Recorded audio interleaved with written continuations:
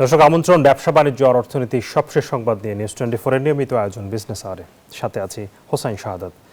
দর্শক আপনারা জানেন যে দেশে এই মুহূর্তে আসলে জ্বালানির একটি বড় ধরনের সংকট চলছে, বিদ্যুতের সংকট চলছে, জ্বালানি আমদানি এবং বিপণনের জায়গাটাতে আসলে বড় ধরনের সমস্যা হয়েছে। সবকিছু মিলিয়ে আসলে জ্বালানি নিরাপত্তার যে জায়গাটা সেটি আগামী দিনে আসলে কেমন হওয়া উচিত এবং সাধারণ মানুষ এবং ব্যবসা বাণিজ্য শিল্প সবখানে আসলে নিরবচ্ছিন্ন জ্বালানি সরবরাহ করতে আসলে সরকারের কি করা উচিত, এই বিষয়গুলো নিয়ে আসলে সরকার কাজ করছে। সরকার নীতিমালা তৈরির কথা বলছে এবং আমরা সাম্প্রতিক সময়ে প্রধানমন্ত্রী তারেক রহমানের কাছ থেকে শুনলাম যে বাংলাদেশে আগামী 10 বছরে জ্বালানির একটি পরিকল্পনা সংসদে উত্থাপন করা হবে। সেই বিষয়গুলো নিয়ে আজকে আমরা আলোচনা করতে চাই। আমাদের সাথে স্টুডিওতে উপস্থিত হয়েছেন অধ্যাপক Abu Ahmed, chairman investment corporation of Bangladesh এবং সাবেক অধ্যাপক, ঢাকা বিশ্ববিদ্যালয়। স্বাগত জানাচ্ছি স্যার আপনাকে। Thank you. আপনার কাছে আমরা আসবো। আপনার কাছে যাওয়ার আগে আমরা আমাদের হাতে একটি প্রতিবেদন আছে। সরকার আসলে এই মুহূর্তে জ্বালানি তেল আমদানি এবং বিপণন কার্যক্রম বেসরকারি খাতে উন্মুক্ত করতে চাচ্ছে। সেইটির আসলে কেমন হতে পারে সে বিষয়ে আমরা বিশেষজ্ঞদের সাথে কথা বলেছি। দর্শক, এই বিষয়ে আমাদের কাছে একটি প্রতিবেদন আছে, আমরা দেখে আসতে চাই। সময়ের সঙ্গে পাল্লা দিয়ে বাড়ছে দেশের অর্থনীতির আকার। বাস্তবতার বিবেচনায় গড়ে উঠেছে বিভিন্ন ছোট বড় শিল্প কারখানা। একই সঙ্গে বেড়ে চলেছে জ্বালানির চাহিদা। প্রশ্ন উঠেছে, এই ব্যাপক চাহিদার যোগান বাংলাদেশ পেট্রোলিয়াম কর্পোরেশন বা বিপিসির একার পক্ষে নিশ্চিত করা সম্ভব হচ্ছে কিনা। পরিসংখ্যান বলছে প্রতিষ্ঠানটির সিস্টেম লস 20%-এরও বেশি। ফলে বহু বছর ধরেই শিল্প কারখানাগুলো ভুগছে গ্যাস, বিদ্যুৎ ও তীব্র জ্বালানির সংকটে। এমন বাস্তবতায় জ্বালানির তেল আমদানি ও বিপণন কার্যক্রম বেসরকারি খাতে উন্মুক্ত করার উদ্যোগ নিয়েছে সরকার। সরকারিভাবে জ্বালানি খাতকে যদি দিতে চায় সেই ক্ষেত্রে অবশ্যই শিল্পের জন্য ভালো হবে এবং নতুন নতুন বিনিয়োগ সৃষ্টি হবে, উৎপাদনের মান বৃদ্ধি হবে এবং দেশের অর্থনীতিতে একটা ইতিবাচক সুফল বয়ে আনবে। বিশেষজ্ঞরা বলছেন, বেসরকারি খাতকে জ্বালানি আমদানির সুযোগ দিলে বাজারে প্রতিযোগিতা তৈরি হবে, যা দীর্ঘমেয়াদে মজবুত করবে অর্থনীতির ভিত্তি। ইকোনমি বড় হলে তখন হয় কি, প্রাইভেট সেক্টর ইন্টারেস্ট যখন গ্রো করে সেটাকে সুযোগ করে দেওয়া উচিত। কোয়ালিটি অ্যান্ড প্রাইসিং এর ব্যাপারে একটা কথা আসবে, তো সেটা তো রেগুলেটরি কমিশন যেটা আছে তারা দেখবে। যারা কোয়ালিটি মেনটেন করতে পারবে না বা প্রাইসিং এ কুলাবে না, তারা আউট অফ দ্য বিজনেস হবেই। আমরা ব্যবসায়ী উদ্যোক্তারা যেটা চাই, আমরা কোয়ালিটি এনার্জি চাই, সো দ্যাট আপনি যখন বেসরকারি খাত থেকে আমন্ত্রণ জানাবেন সেখানে একটা প্রতিযোগিতা তৈরি হবে। সে আন্তর্জাতিক বাজার থেকে কম্পিটিশন করে সে যদি নিয়ে আসতে পারে তাহলে মনে করেন ভালো হবে। সংকট সমাধানে কেবল ইস্টার্ন রিফাইনারির ওপর নির্ভর করে থাকার পক্ষে নন বিশেষজ্ঞরা। যুক্তি হিসেবে বলছেন, প্রতিষ্ঠানটির সক্ষমতার অভাব আছে। এ কারণে মোট চাহিদার অর্ধেকেরও বেশি পরিশোধিত জ্বালানি তেল বাংলাদেশকে আমদানি করতে হচ্ছে চড়া দামে। খরচ হচ্ছে বিপুল বৈদেশিক মুদ্রা। তাদের মতে, বেসরকারি উদ্যোগে রিফাইনারি নির্মাণ হলে কমবে পরিশোধিত জ্বালানির আমদানি। পৃথিবীতে কি সব কি সরকারি ওনারশিপের রিফাইনারি নাকি? প্রাইভেটলি ওন রিফাইনারিজ আছে মেনি। তো ঠিক আছে, আমাদের এখানে জিনিসটা যেহেতু ক্যাপিটাল ইন্টেন্সিভ একটা ভেঞ্চার হবে, তো এখানে প্রাইভেট পাবলিক দুইটা পার্টিসিপেট করুক না। সরকার যদি মনে করে তারা মাইনরিটি শেয়ার হোল্ডিং করুক 30%, 40%। ভারত, শ্রীলঙ্কা, পাকিস্তান কিংবা ভিয়েতনামের মতো প্রতিবেশী ও সমকক্ষ দেশগুলোর জ্বালানি খাতে বেসরকারি অংশগ্রহণের মডেল এবং এ খাতে বৈশ্বিক চর্চা কি তা বিশ্লেষণ করে বাংলাদেশের উপযোগী মডেল খুঁজে বের করার উপর গুরুত্ব দিচ্ছেন বিশেষজ্ঞরা। তাদের মতে, দেশের বৃহত্তর স্বার্থেই বেসরকারি উদ্যোগকে এই খাতে সম্পৃক্ত করা উচিত। আর তাহলে দ্রুত জ্বালানি সংকটের সমাধান হবে এবং সুফল পাবে সাধারণ মানুষ, চাঙ্গা হবে সামগ্রিক অর্থনীতি। শাহ আলী জয়, নিউজ 24, ঢাকা। দর্শক, আমরা প্রতিবেদনে দেখছিলাম আসলে বাংলাদেশে আসলে বর্তমান জ্বালানি অনেকটাই আমদানি নির্ভর এবং সেই আমদানি সরকারি পর্যায়ে করা হয়ে থাকে এবং সেখানে আসলে বিপণন এবং রিফাইনারি, যেহেতু বাংলাদেশে আসলে সীমিত অবকাঠামো রয়েছে সরকারি পর্যায়ে, সেখানে আসলে এক ধরনের একটা সমস্যা তৈরি হয়, সে কারণে আসলে বেসরকারীকরণ করার আলোচনা এসছে এবং সরকারও মনে করছে যে এটি আসলে করা উচিত। বিশেষজ্ঞরা কি বলছেন, আমরা জনাব আবু আহমেদ আছেন আমাদের সাথে। আমি শুরুতেই আসলে বেসরকারীকরণের যাওয়ার আগে একটু জানতে চাই যে এই মুহূর্তে আসলে আমাদের জ্বালানির মূল সমস্যাটা আসলে কোন জায়গায়? জ্বালানি তেলের এই যে বিভিন্ন সময় আমরা যে সংকট দেখতে পাচ্ছি, গ্যাসের ক্ষেত্রেও আমরা একই সমস্যা দেখি, শিল্প কারখানাগুলো বন্ধ হয়ে যাচ্ছে। আসলে আমাদের জ্বালানির অবকাঠামো বা আমাদের ইনফ্রাস্ট্রাকচারের জায়গাটাতে সমস্যাটা কোথায়? শুনো, একটা সময় ছিল হয়তো যে বর্তমান যে কাঠামো বা ম্যানেজমেন্ট সিস্টেম, এটা হয়তো কাজ দিয়েছে বা যথেষ্ট হয়েছিল, সেটা অনেক দিন আগের কথা। কিন্তু এখন এই যে কথাগুলো এখন আসতেছে, আমি তো মনে করি আমাদের ইকোনমিতে সবচেয়ে বড় সমস্যা হচ্ছে জ্বালানি। নিরাপত্তার কথা বাদে দাও, কারণ কোনো আমাদের মতো ইকোনমি 100% নিরাপত্তা দিতে পারবে এটা আশাও করা যায় না, কিন্তু কতটা একটা লেভেল মেনটেন করতে হবে। প্রথমে একটা গ্যাসের কথা বলি, একটা কোম্পানি বিদেশে যাও, সেটা মতো 45% বা 55%-এর মতো সরবরাহ করতেছে, আর বাকিগুলো আমাদের যেগুলো একসময় ওদেরই ডোমিনেন্স ছিল, এখন এটা অতটা না। গ্যাস প্রাপ্তিরও ব্যাপার, এক্সপ্লোরেশনের ব্যাপার, সমুদ্রে চেষ্টা করা হয়েছিল, আমি রেজাল্টও মানুষকে জানানো হয় নাই, কেন ওরা পরে সরে গেল বা এখন কি অবস্থা সেটা আমরা জানি না। তবে গ্যাসটা একটু সহজ, মানে দামের মূল্যের দিক দিয়ে অনেক সহজ ছিল, সস্তা ছিল, আমরা মিসইউজও করেছি। এখন বাকিটা হচ্ছে ফুয়েল, এটা অলমোস্ট 100% ইম্পোর্টেড। এখন আমাদের রিফাইনারি ক্যাপাসিটি কম, এছাড়া 15 লক্ষ টন বোধ, এটা পাকিস্তান আমলের রিফাইনারি, যেটা ইস্টার্ন রিফাইনারি ERF, পাকিস্তান আমলে ওই সময় যথেষ্ট ছিল, এটা দিয়ে চলতো অনেক। এখন আমি যেটা মিডিয়াতে দেখলাম, এটাকে 3 টাইমস বাড়ানো হয়েছে, 45 লক্ষ, আরেকটা ইউনিট করা হয়েছে, আরেকটা ইউনিট। কিন্তু ইট ইজ টু লেট ভাই।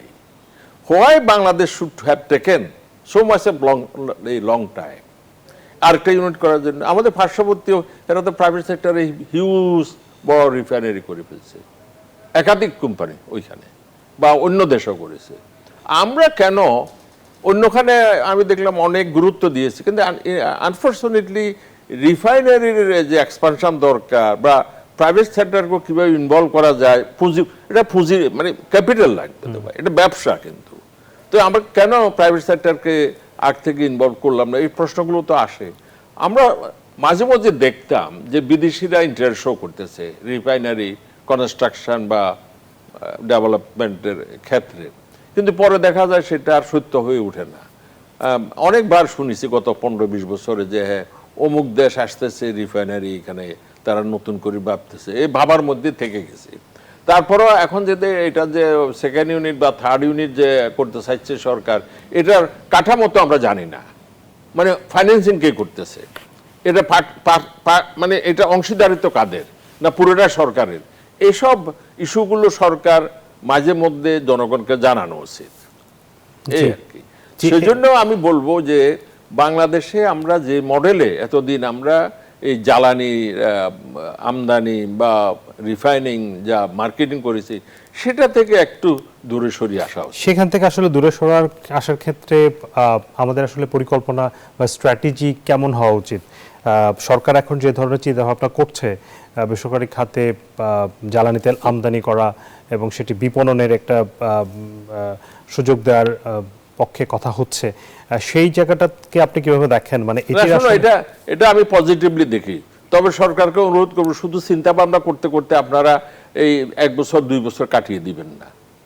টেক দ্য ডিসিশন কুইকলি এবং রেশনালি, এবং সেটা অ্যাসেসমেন্ট করার জন্য দরকার হলে there are so many expertise are here and there, আমাদের দেশে আছে, বাইরে।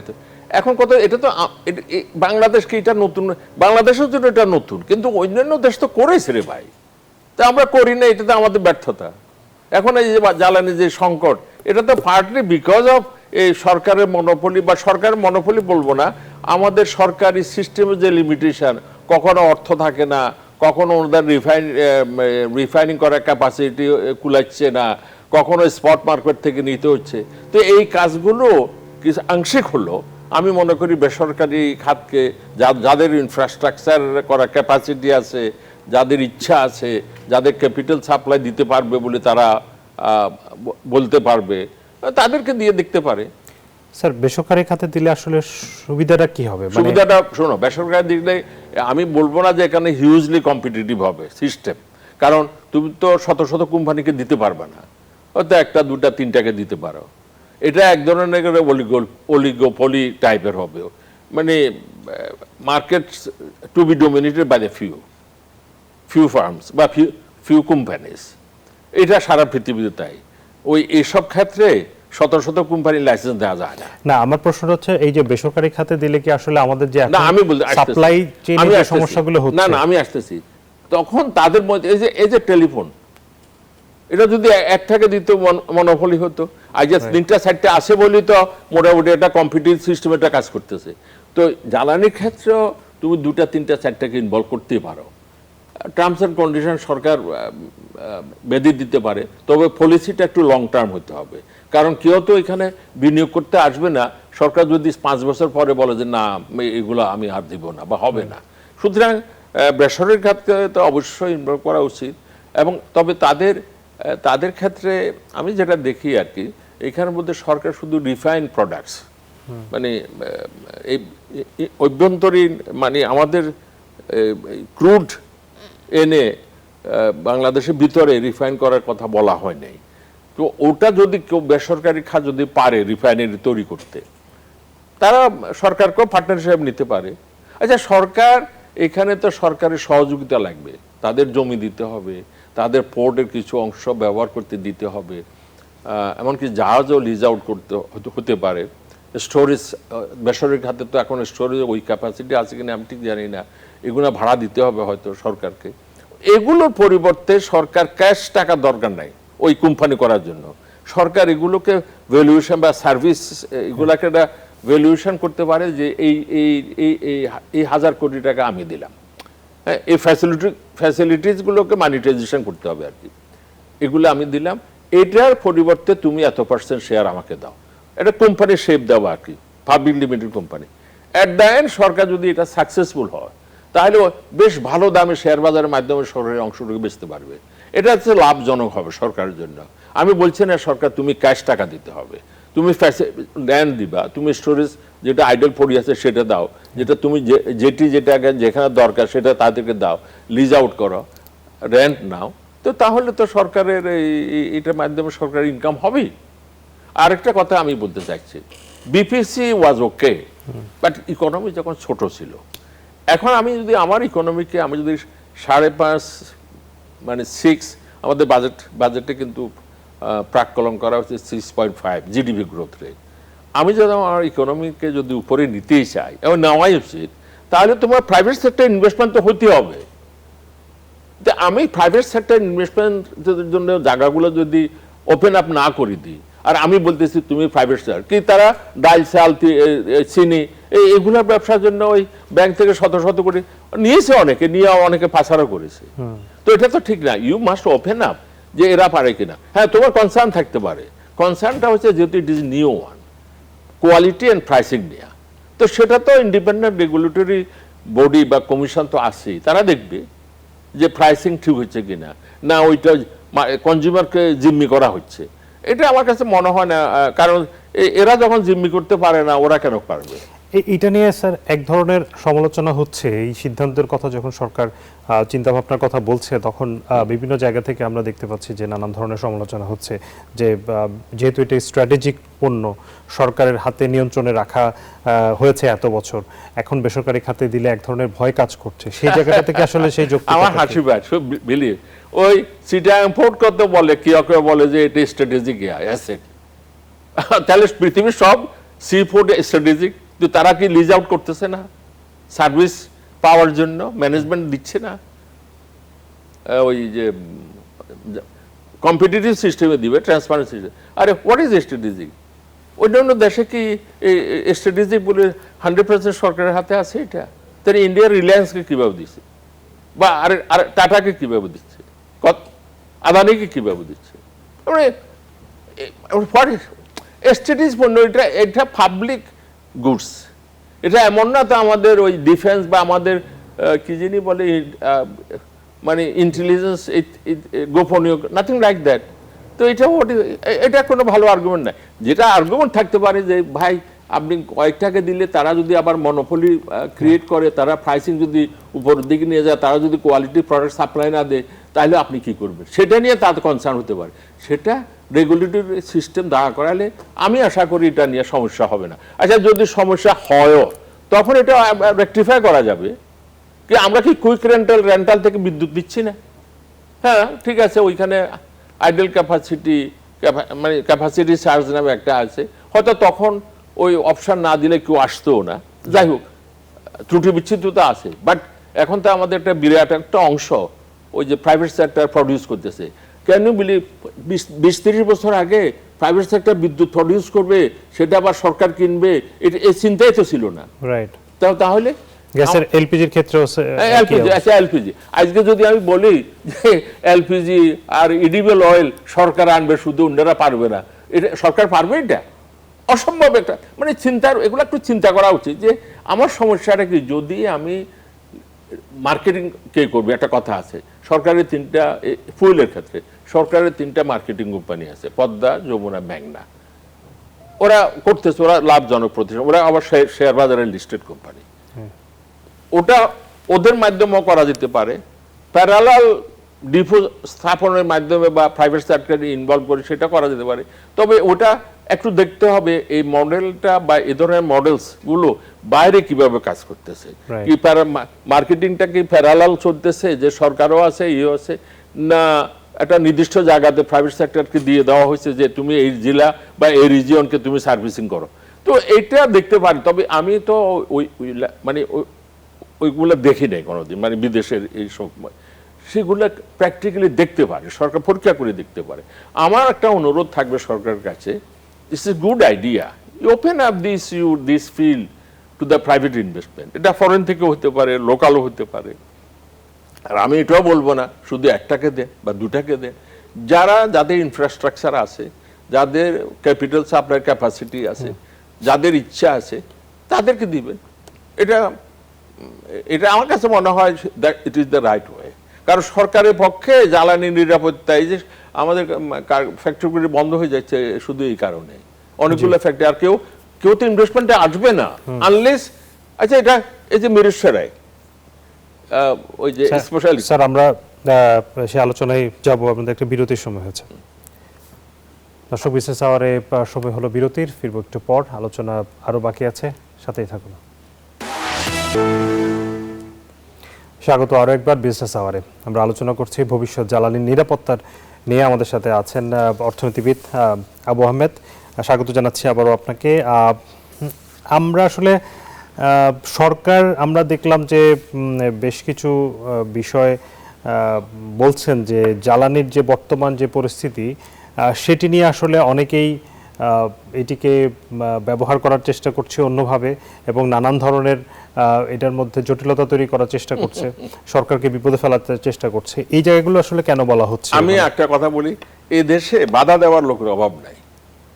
এই যে ঢাকা এয়ারপোর্ট 3rd টার্মিনাল, এটা বসায় রেখেছে, মানে এটার ম্যানেজমেন্ট যে আমরা একটা চুক্তি করব হয়ে ওঠে না এখনো। এটা নিয়ে তো অনেকে বলবে স্ট্র্যাটেজিক অ্যাসেট। এই যে চিটাগং ডিপি ওয়ার্ল্ড, তারা তো খুবই আগ্রহ দেখাচ্ছে, তারা পৃথিবীর অন্যান্য দেশে কাজ করতেছে।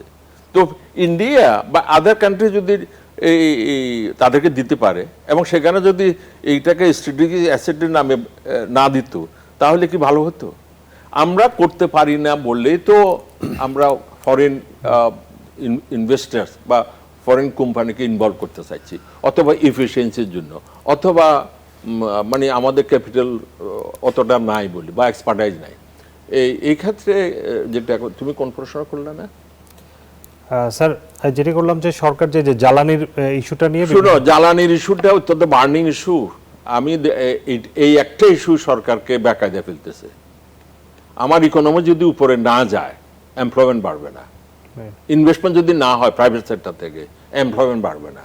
তো জিডিপি গ্রোথ রেট এখন তো সর্বনিম্ন ইন 20 ইয়ার্স। তো এটা সরকারকে দেখতে হবে।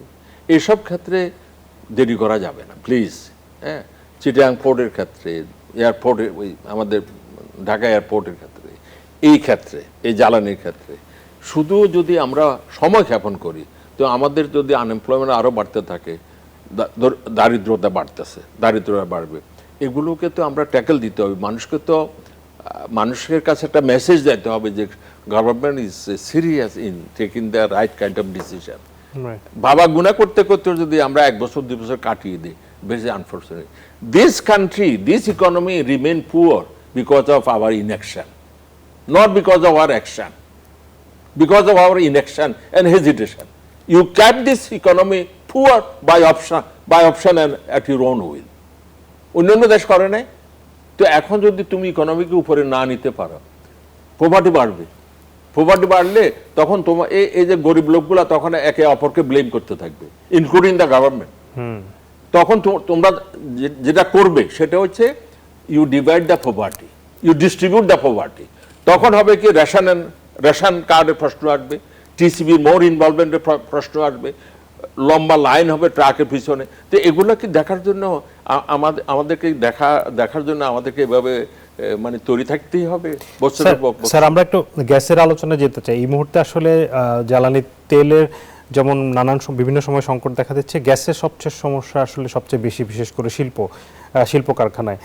এই গ্যাসের আমরা তো আসলে আমদানি ডিপেন্ডেন্ট অনেক বেশি, সেখানে আমরা লোকালি আমরা আসলে এক্সপ্লোর করা হয় নাই। সামনের দিনে আসলে আমাদের গ্যাসের যে সরবরাহটা সেটা আমরা কিভাবে আমি জানি না, এটা ওই যে বাইরের থেকে এলএনজি গ্যাসিফিকেশন যেটা, সেটা কস্টলি হবে। কিন্তু যদি আমার ইন্টারনাল সিস্টেম থেকে আমি যদি না পাই বা যদি শর্টেজ পড়তেই থাকে, তাহলে তো এক সময় না এক সময় আমাদেরকে ওই পথে যেতে হবে।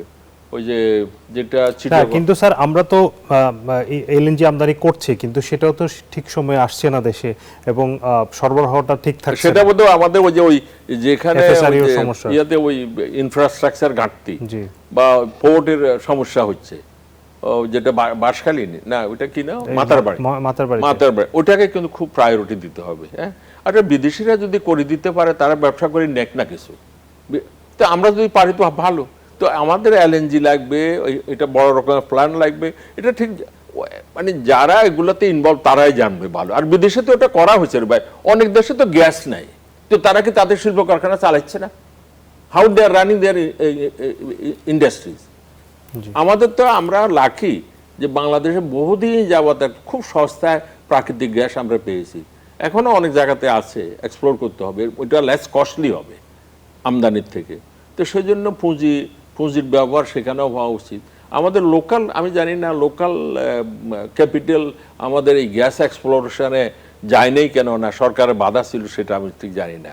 এখন একটা বাইরেরটা বড় কোম্পানি যেটা যথেষ্ট বড়, তারাই এখন আমাদেরকে সাপ্লাই দিচ্ছে আমাদের ওন গ্যাসকে। এমন না যে বাইরের থেকে এনে তারা সাপ্লাই দিচ্ছে, আমাদের গ্যাস তারা সাপ্লাই দেয়, তারা এখন দে আর মেকিং হিউজ মানে প্রফিট। তো এখন আমরা এখানে প্রাইভেট সেক্টর ইনভলভ করা যায় কিনা সেটা দেখতে পারে সরকার। দেখো, আমি প্রাইভেট সেক্টর ইনভলভমেন্টের পক্ষের লোক। আরে নিজে যখন পারবা না, নিজেরটা যখন ইনএফিশিয়েন্ট হবে, why don't you allow the private capital? এটা বিদেশ থেকে হতে পারে, লোকালও হতে পারে। সারা পৃথিবীতে শোনো, এই যে সমস্ত ইকোনমি যথেষ্ট উন্নতি করেছে, মানে ধরো 20-30 বছরের মধ্যে পভার্টি এলিমিনেটেড এবং একটা লেভেল বেশ উপরে চলে গেছে, কম্পিটিটিভ লেভেলে চলে গেছে, ওগুলোতে শত শত ইন্ডাস্ট্রিয়াল হাউজেস হয়নি, বড় বড় ডজেন্স হয়েছে। হ্যাঁ, আমাদের হাতে কিছু পত্রিকার শিরোনাম রয়েছে বাণিজ্য বিষয়ক, আমরা একটু বাণিজ্য বিষয়ক শিরোনামগুলো একটু দেখে নিতে চাই। আমার হাতে প্রথমে রয়েছে দৈনিক কালের কণ্ঠ রয়েছে আমার কাছে। বিনিয়োগের ক্ষেত্র খুঁজতে ঢাকায় 25 মার্কিন প্রতিষ্ঠানের প্রতিনিধি। জ্বালানি এবং বিদ্যুৎ থেকে তথ্য প্রযুক্তি, অবকাঠামো থেকে আর্থিক সেবা, বাংলাদেশের বিভিন্ন খাতে বিনিয়োগের সম্ভাবনা যাচাই করতে ঢাকায় এসেছে যুক্তরাষ্ট্রের 25টি শীর্ষস্থানীয় ব্যবসা প্রতিষ্ঠানের 47 সদস্যের একটি প্রতিনিধি দল। এটি আসলে গত সপ্তাহে আমরা দেখেছি যে মার্কিন প্রেসিডেন্টের বিশেষ দূত যখন এসেছেন তিনি আসলে বলেছিলেন যে তারা বিনিয়োগে আগ্রহী। বাংলাদেশ প্রতিদিন বলছে জ্বালানি তেল আমদানি ও বিপণন কার্যক্রম প্রতিযোগিতামূলক বাজার তৈরিতে দরকার বেসরকারি বিনিয়োগ। এটি কিন্তু জ্বালানি মন্ত্রী এই কথাটি বলছেন। তিনি বলছেন যে এই যে একটি বেসরকারি পর্যায়ে পরিশোধিত জ্বালানি আমদানি পূর্বক সংরক্ষণ, পরিবহন, বিতরণ এবং বিপণন নীতিমালা 2026-এর একটি খসড়া প্রণয়নের উদ্যোগ নেওয়া হয়েছে। বিদ্যুৎ, জ্বালানি এবং খনিজ মন্ত্রণালয়ের পক্ষ থেকে যাচাই বাছাই করা হচ্ছে। জ্বালানি বিশেষজ্ঞরা বলছেন দেশের পুরো চাহিদা মেটাতে সরকারের পাশাপাশি বেসরকারি খাতে তেল আমদানির সুযোগ দেওয়া প্রয়োজন। এবং বিদ্যুৎ এবং জ্বালানি মন্ত্রী গতকাল বলেছেন যে সারা পৃথিবীতে বেসরকারি এবং সরকারি খাতের মধ্যে প্রতিযোগিতা হয়। ভারতে ইন্ডিয়ান অয়েল এবং রিলায়েন্সের পাশাপাশি রিলায়েন্স জ্বালানি তেল বিক্রি করছে, এর মধ্যে রিলায়েন্সের তেলের দাম বেশি আর ইন্ডিয়ান অয়েলের তেলের দাম কম। মানে সেখানেও কিন্তু এক ধরনের একটা প্রতিযোগিতা রয়েছে। দৈনিক যুগান্তর বলছে বাংলা কিউআর লেনদেন চার্জ প্রত্যাহার, মিলবে প্রণোদনা, অর্থাৎ কার্ড ইস্যুইং প্রতিষ্ঠান অ্যাকোয়ারিং প্রতিষ্ঠান থেকে কোনো ফি বা সার্ভিস চার্জ নিতে পারবে না। দৈনিক সমকাল আমরা একটু দেখতে চাই।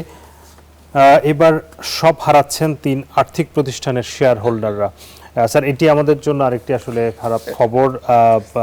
ব্যাংকের পাশাপাশি যে ব্যাংক বহির্ভূত যে আর্থিক প্রতিষ্ঠানগুলো রয়েছে সেগুলোর ক্ষেত্রে কিন্তু আমরা গতকালই দেখেছি যে 4টি প্রতিষ্ঠান শেয়ার যারা কিনেছে তাদের কোনো দোষ নাই।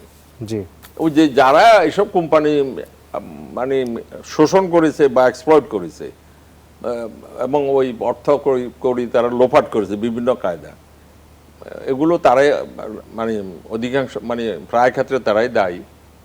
কিছু কোম্পানি তো ভালো করতেছে এনবিএফআই এর মধ্যে, কিছু কোম্পানি এসে ভালো করতেছে। প্রথম কথা হচ্ছে এত কোম্পানিকে পারমিশন দেওয়া উচিত হয় নাই। তারপর এগুলো রেগুলেটরি ফ্রেমওয়ার্ক খুবই দুর্বল ছিল। কারণ বাংলাদেশ ব্যাংকগুলোকে যেভাবে ক্লোজলি করে মনিটরিং করে, এদেরকে ওইভাবে দেখা হতো না।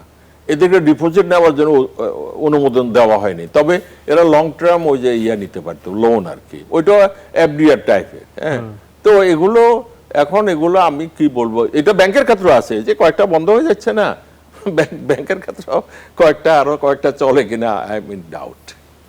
স্যার, একটু বিদেশি বিনিয়োগ নিয়ে কথা বলতে চাই একটু ছোট করে।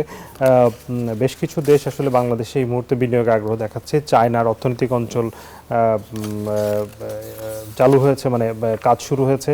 আমরা দেখতে পাচ্ছি যুক্তরাষ্ট্র থেকে বড় ধরনের একটা প্রতিনিধি দল এসছে 25 সদস্যের, তারাও আসলে বিভিন্ন খাতে বিনিয়োগের এই যে বিনিয়োগের একটি বিদেশিদের মধ্যে এক ধরনের আগ্রহ তৈরি হচ্ছে, সেটিকে আসলে আমরা কিভাবে বাস্তবায়িত করার জন্য আসলে আমরা কি প্রস্তুত আছি? আগ্রহ শুধু ওই যে যুক্তরাষ্ট্র বা চায়না, এটা আমাদের এখানে যারা আমরা যদি সঠিক পথে এগোই তাহলে অন্য অনেকে আসবে।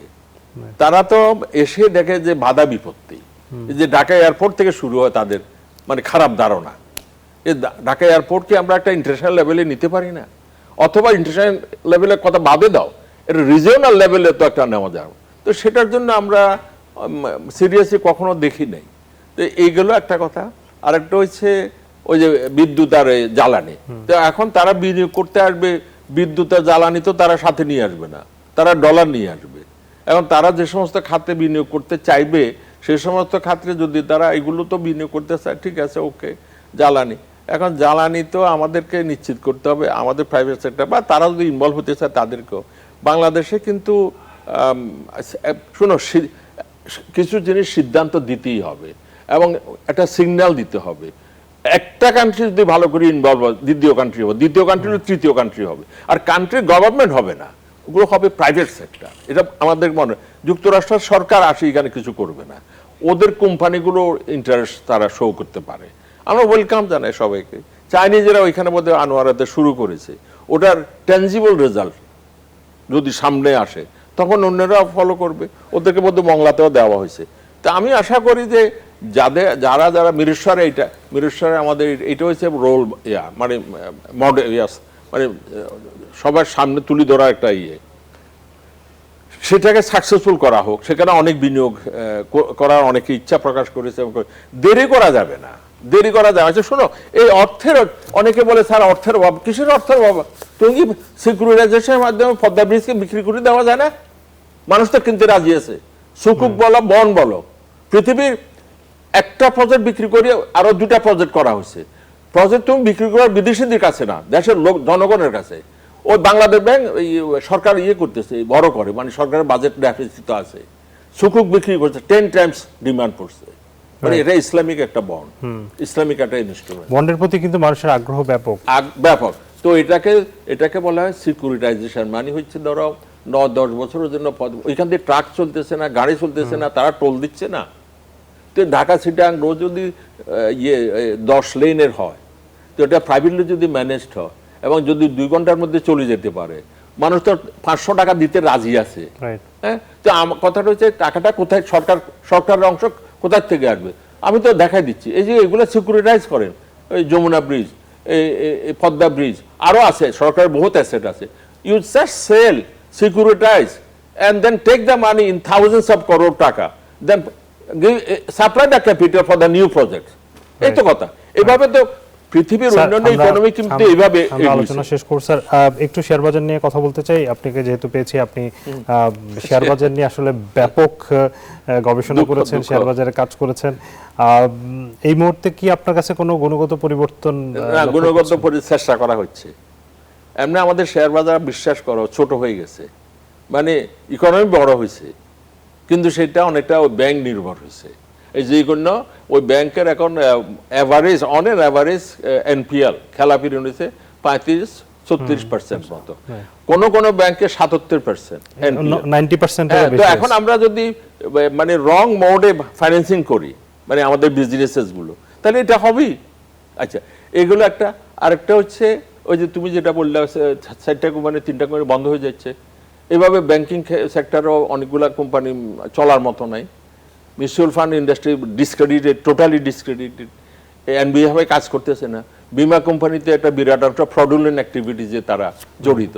তো scope and size of the capital অনেক ছোট হয়ে গেছে। 2010-এর আগে যে লেভেলে ছিল সেটার থেকে অনেক নিচে চলে আসছে। আমাদের জিডিপির মধ্যে 7% এখন। সারা পৃথিবীতে অন্যান্য দেশে জিডিপি 130-50% আছে।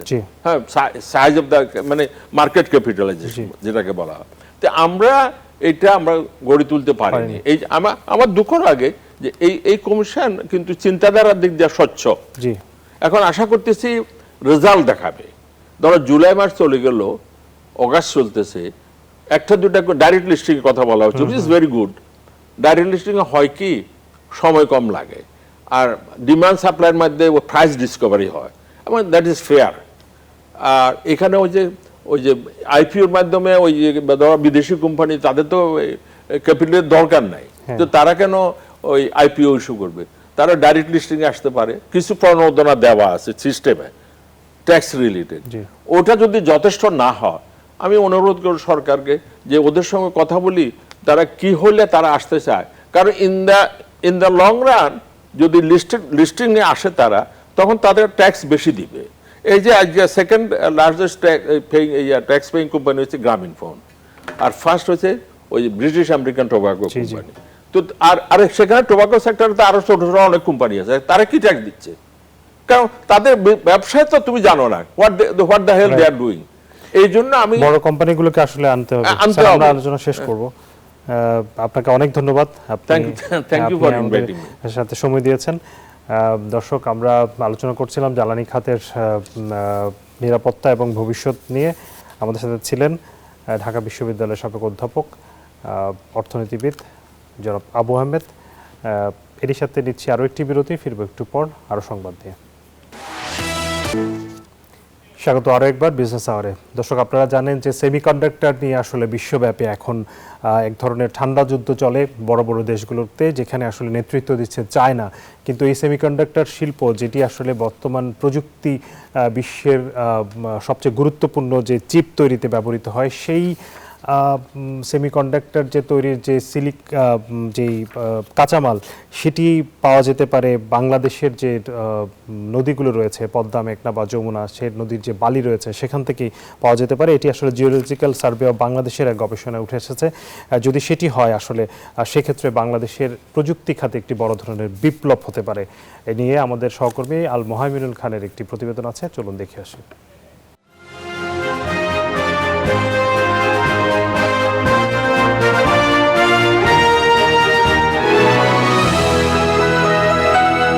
প্রতিদিন আমাদের প্রধান নদীগুলো দিয়ে বয়ে চলা কোটি কোটি টন বালু নিয়ে সাধারণ মানুষের ভাবনা তেমন একটা নেই, কিন্তু বিশ্বজুড়ে যখন চিপ তৈরির কাঁচামালের হাহাকার, তখন এই নদী বালুই হতে পারে বাংলাদেশের পরবর্তী অর্থনৈতিক take off. Geological survey of বাংলাদেশের গবেষণা অনুযায়ী ব্রহ্মপুত্র, যমুনা, পদ্মা ও তিস্তা নদী অববাহিকায় ৩০০ বিলিয়ন টনেরও বেশি বালু সম্পদ রয়েছে, যার গড়ে প্রায় ৮৮.৭% কোয়ার্টাজ বা সিলিকা।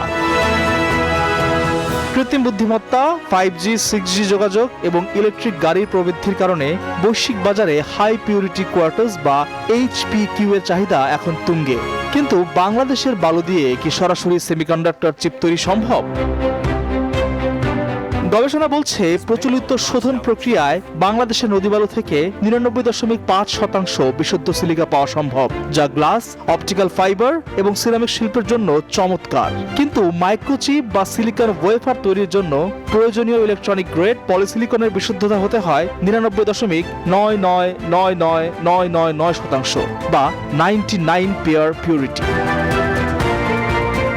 বিশেষজ্ঞরা বলছেন বাংলাদেশের নদী বালুতে উচ্চমানের সিলিকার সম্ভাবনা প্রচুর হলেও এটিকে এখনই সেমিকন্ডাক্টর গ্রেড হিসাবে নিশ্চিত করার আগে ক্রিস্টাল স্ট্রাকচার ও আল্ট্রা ট্রেস উপাদানের বিশদ পরীক্ষা প্রয়োজন। তাদের পরামর্শ, শুরুতেই কোটি কোটি ডলার খরচ করে চিপ তৈরি কারখানায় না গিয়ে বাংলাদেশের উচিত পর্যায়ক্রমে কৌশলগত রোডম্যাপ অনুসরণ করা। অগ্রাধিকার হওয়া উচিত হাই পিউরিটি সিলিকা উৎপাদন, আইসি ডিজাইন এবং ওস্যাট বা চিপ অ্যাসেম্বলিং ও টেস্টিং এর দিকে মনোনিবেশ করা। এই অনন্ত যাত্রা একটি দীর্ঘমেয়াদী স্বপ্নের নকশা আঁকা হয়েছে 2026 থেকে 2050 সাল পর্যন্ত। প্রথম ধাপে একটি sand processing and research centre প্রতিষ্ঠার প্রস্তাব করা হয়েছে, যা দেশের খনিজ সম্পদের সঠিক মূল্যায়ন করবে। এরপর ধীরে ধীরে বাণিজ্যিক সিলিকা উৎপাদন থেকে শুরু করে আগামী 2.5 দশকে বাংলাদেশ হয়তো পা রাখবে নিজস্ব সেমিকন্ডাক্টর ইকোসিস্টেমে। সংশ্লিষ্টদের মতে পদ্মা, যমুনার তলদেশের এই বালুরাশি শুধুই পলির স্তূপ নয়, বরং সঠিক নীতি ও আধুনিক গবেষণার ছোঁয়ায় এটি হতে পারে বাংলাদেশের অর্থনৈতিক রূপান্তরের নতুন কাঁচামাল। রাতারাতি মাইক্রোচিপ কারখানা তৈরি করা অলৌকিক মনে হলেও হাই পিউরিটি সিলিকা উৎপাদন, আইসি ডিজাইন এবং চিপ অ্যাসেম্বলিং এর মাধ্যমে এগোলে বৈশ্বিক সেমিকন্ডাক্টর ইকোসিস্টেমে বাংলাদেশে হয়ে উঠতে পারে এক গুরুত্বপূর্ণ অংশীদার। অবহেলায় থাকা এই সাধারণ বালুকণা একদিন পরিণত হবে কৃত্রিম বুদ্ধিমত্তার মস্তিষ্কে। এ কোনো অলীক রূপ কথা নয়, বরং বিজ্ঞান ও প্রকৃতির এক বাস্তব সম্ভাবনা। প্রয়োজন শুধু সঠিক নীতি, নিরলস গবেষণা আর দূরদর্শী বিনিয়োগের। কে জানে, বাংলার এই বিপুল জল ও বালু সম্পদই হয়তো একদিন লিখবে আমাদের প্রযুক্তিগত ও অর্থনৈতিক মুক্তির এক নতুন মহাকাব্য। আল মোহাইমিনুল খান, নিউজ 24, ঢাকা। দর্শক, সেই মহাকাব্যের সাক্ষী হতে বাংলাদেশ আসলে কতটা প্রস্তুত এবং বাংলাদেশের আগামীর অর্থনীতি আসলে এই প্রযুক্তি নির্ভর অর্থনীতি হবে কিনা সেটি সময় বলে দিবে। আমরা সেই আশাবাদ ব্যক্ত করে শেষ করছি আজকের বিজনেস আওয়ার।